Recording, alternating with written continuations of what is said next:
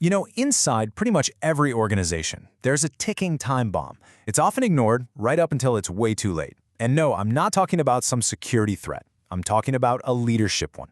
This is all about succession planning, and not as some boring HR task, but as the absolutely critical act of diffusing that bomb before it blows up and takes your company's future with it. So let's just start with the one question that should honestly keep every leader up at night. Who is going to lead your organization next? Seriously, if you can't answer that with total confidence, you are not alone. But that silence, that little bit of hesitation, you know what that is? That's the sound of the fuse burning. And that's the exact problem we're going to solve today. First off, there's the inevitable. I'm talking about the founders, the executives who've been there forever, the people who have decades of priceless experience stored in their heads. They are going to move on. It's a fact. And it's so ironic because it's so predictable, yet it catches so many companies completely off guard. And then you've got the unpredictable shocks. Your star performer, the one you are secretly banking on to take over, gets a better offer or just decides to switch careers entirely. And just like that, a huge piece of your team is gone, leaving this massive, gaping hole behind. And with every single one of those departures, something truly invaluable just walks right out the door: your institutional knowledge. The unwritten rules, the complicated client histories, the lessons learned from past mistakes. Poof, it all just evaporates. This is the silent killer of a company's ability to get things done.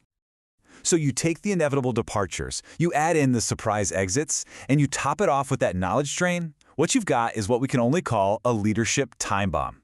Let's really break down why doing nothing isn't just a missed opportunity. It's a massive, massive strategic risk.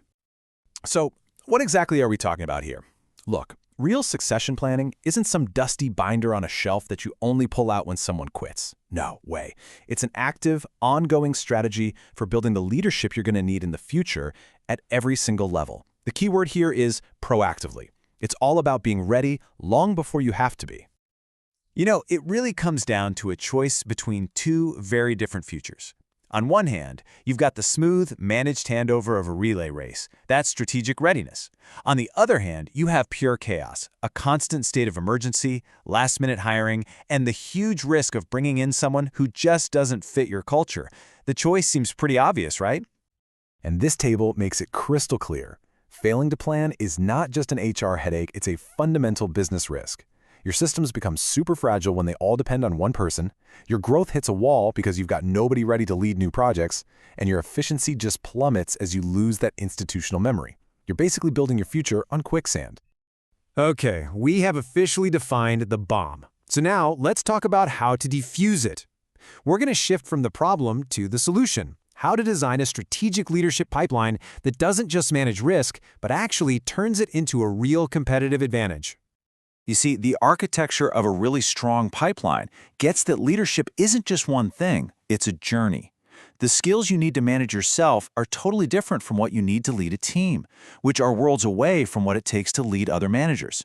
A great pipeline develops people for the role they are going to have, not just the job they're doing right now. This framework here breaks the whole thing down into a logical, manageable process. You start by figuring out your critical roles, the positions that your organization absolutely cannot afford to have vacant. Then you look at your internal talent, you build them development plans to close any skill gaps, you track their progress, and finally, you manage a smooth, supportive handover. Simple as that. But how do you actually spot that future potential? It's a huge mistake to only look at who's good at their current job. You have to look for deeper signs. Things like learning agility. How fast do they pick up new skills? And influence. Can they get people to follow them even without a fancy title? Those are the real tells of a future leader. And how do you develop this talent? Well, forget about just locking them in a classroom. The proven 70-20-10 model shows us that leadership is forged in the fire of real-world experience. A whopping 70% of their development should come from tough, on-the-job assignments. The other parts, the mentoring and the formal training, they're crucial, but the real learning happens by doing. Okay, this framework sounds great in theory, right? But what does it actually look like in practice? Let's take a look at a couple of giants who have absolutely mastered the art of building leaders from the inside and see what we can learn from them. This philosophy from IBM is just legendary. Think about that for a second. They don't just hope for good leaders to pop up, they manufacture them. They treat leadership development like a core business process, with deliberate inputs designed to create predictable, high-quality results. So how did they pull it off? It was a global system. They built a world-famous leadership academy, they meticulously mapped out the specific skills needed for every key job, and then they intentionally moved their best people around the world into different business units. This gave them that incredible breadth of experience you need for top leadership. Now for a totally different kind of challenge, NASA. For them, succession planning wasn't just about finding new managers.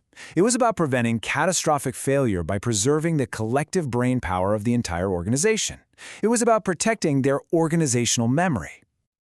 I mean, can you imagine? As their legendary engineers from the Apollo era started to retire, NASA faced this terrifying problem, losing decades of irreplaceable knowledge.